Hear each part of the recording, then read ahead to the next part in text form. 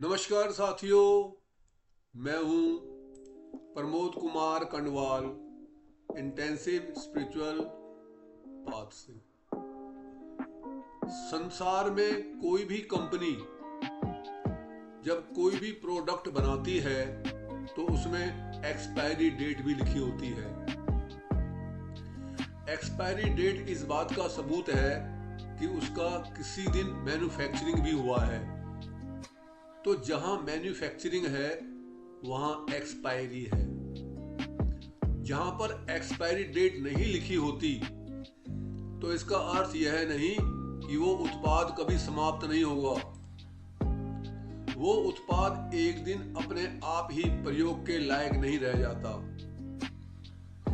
भगवान की मूर्ति में तो एक्सपायरी डेट नहीं लिखी होती, मगर जब वह बहुत पुरानी हो जाए या टूट जाए तो एक दिन हम उसे त्याग देते हैं। इसी प्रकार हम जो कर्म करते हैं उसकी भी एक्सपायरी डेट होती है। संसार के प्रोडक्ट की एक्सपायरी डेट वो मानी जाती है जब वह उपयोग के काबिल नहीं रह जाता या नुकसान देने लगता है। हमारे कर्म की एक्सपायरी डेट वो होती है जब हम उसे भोग लेते हैं। एक्सपायरी डेट तभी होती है जब एक दिन हमने उस कर्म को स्वयं ही मैन्युफैक्चर किया होता है। बिना कर्म किए या बिना उत्पाद बनाए एक्सपायरी डेट नहीं होती। जब हम मिट्टी का घड़ा बनाते हैं तभी वह एक दिन टूटता भी है। यदि हम मिट्टी को न छेड़ें तो मिट्टी अपने मूल स्वरूप में होती है और मूल स्वरूप की एक्सपायरी डेट नहीं होती। हमारा शरीर इस बात का सबूत है कि हमने कभी ईश्वर की इच्छा के विरुद्ध कोई कार्य किया है। यही कारण है कि हमारा शरीर का जन्म हुआ है, तो एक दिन उसका मरण भी होगा। यह प्रकृति का नियम है। अष्टावक्र गीता के अंदर ऋषि अष्टावक्र राजा जनक जैसे महाज्ञानी को समझाते हुए कहते हैं कि जब हम आत्म स्थित रहते हैं तो हम ईश्वर में स्थित रहते हैं, और जब हम ईश्वर में स्थित रहते हैं तब कोई कर्म नहीं बनता। जब हम संसार में विचरण करते हैं तो उसके अंदर कर्म और व्यवहार करते हैं, तो हमारे कर्म बनते चले जाते हैं जिन्हें भोगने के लिए हमें विवश होना पड़ता है, और जन्म मरण का चक्कर कभी समाप्त नहीं होता। ऐसा कहा जाता है कि भीष्म पिता ने जब किसी घायल सांप को बचाने हेतु अपने तीर से उठाकर सड़क के किनारे फेंक दिया, जो कि कांटों की झाड़ी में जाकर गिरा, जहां पर तड़प तड़प कर उसकी मृत्यु हो गई।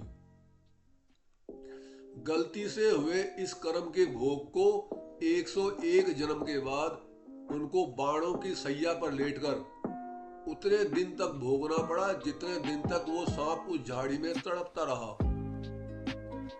आध्यात्म विद्या कहती है कि हम हमेशा इतने चौकन्ने रहें कि गलती से भी कोई गलती ना हो, वरना उसका भोग तय है। ओ जेना मित्र दुख होई दुखारी, तिनहि बिलोकत पातक बारी, निज दुख गिरी सम रज करी जाना, मित्र का दुख रज मेरु समाना।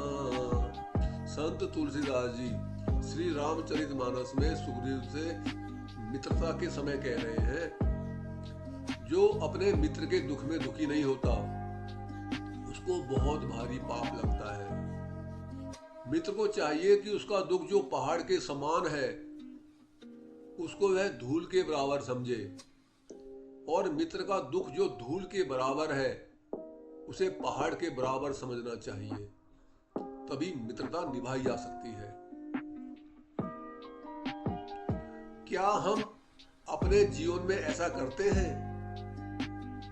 हम तो हमेशा अपना ही रोना रोते रहते हैं। पूरी दुनिया से उम्मीद करते हैं कि वह 24 घंटे और पूरे साल हमारी किसी न किसी प्रकार से हेल्प करती रहे। हम हमेशा अपने परिवार, मित्रों, दफ्तर के साथियों, दुकान में काम करने वाले साथियों तथा रिश्तेदारों से सहायता की उम्मीद रखते हैं। यह मानकर चलते हैं कि ये तो दूसरों का फर्ज है कि वो हमेशा हमारा ध्यान रखें। जब तक हम स्वयं अपनी ओर से सच्ची मित्रता नहीं निभाएंगे तो दूसरा मित्र भी ऐसा नहीं करेगा। क्योंकि मित्रता निभाना सिर्फ मित्रता निभाना ही नहीं होता, बल्कि मित्र के अंदर मित्रता निभाने की आदत का बीज भी बोना होता है। शुरुआत हमें ही करनी होगी। जैसे श्री राम जी ने बाली को मारकर सुग्रीव के साथ मित्रता की शुरुआत करी थी। सच्ची मित्रता निभाना वह होता है जब हम स्वयं आध्यात्मिक मार्ग में चलते हुए अपने प्रियजनों को इस मार्ग में चलने की शिक्षा दें, ताकि सभी समस्याओं की जड़ ही कट जाए। सारा खेल प्रथम शुरुआत करने का है, और जो शुरुआत करते हैं वो इतिहास रच देते हैं। यही कारण है कि मनुष्य की संख्या तो करोड़ों में होती है, मगर इतिहास रचने वाले बेहद कम होते हैं।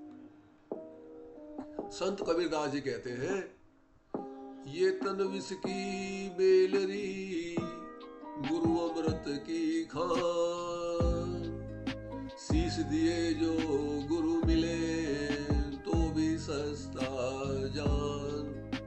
हमारा शरीर जहर की बेल है और गुरु अमृत के खजाने हैं।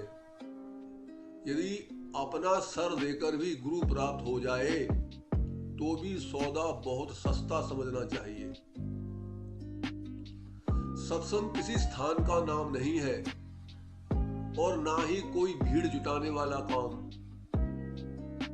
सत्संग का सीधा अर्थ है सत्य का संग, और सत्य सिर्फ प्रभु परमेश्वर है जो सब जगह विद्यमान है।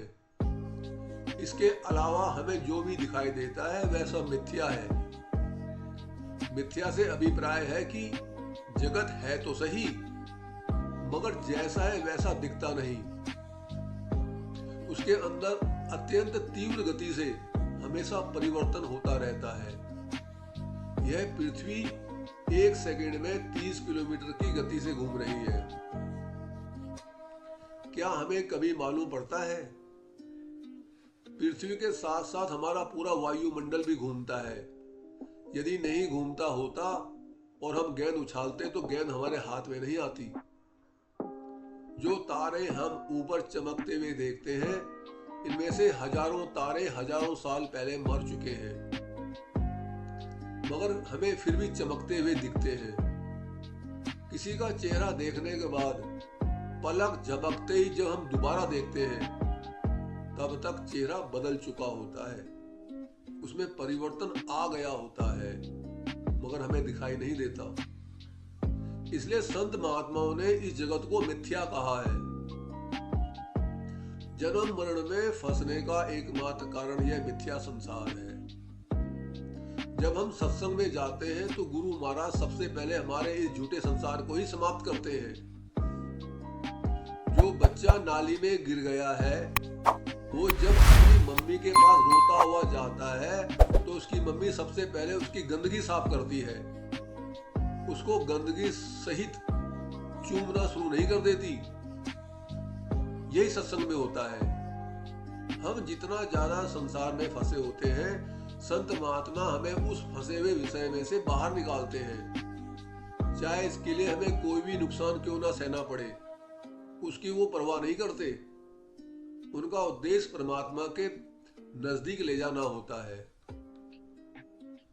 सत्संग हमारे बाहरी आडंबर, अंधविश्वास तथा अज्ञान को दूर करता है। तथा सच्चा उत्थान उत्पन्न करता है। जो अहंकारी, मनमुखी तथा ईश्वर से दूर होते हैं तथा धन का उपयोग प्रभाव जमाने के लिए करते हैं, तो प्रभु संत की सिफारिश पर उनके व्यापार में हानि करवा देते हैं।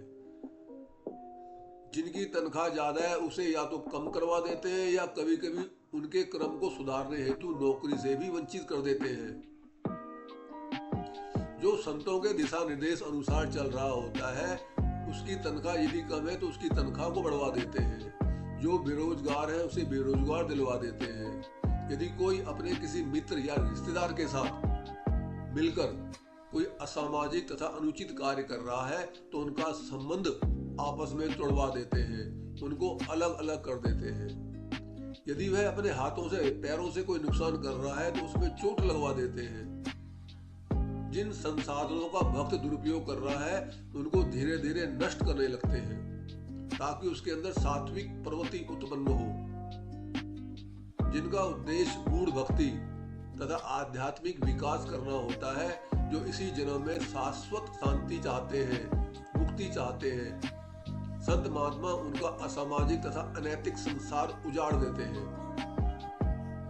जो आध्यात्मिक विद्या के अनुसार अपना जीवन यापन शुरू करने लगता है तो गुरुजन फिर उसको क्षमा सहित कई गुना सात्विक सुसंपदा प्रदान करके उसे निहाल कर देते हैं।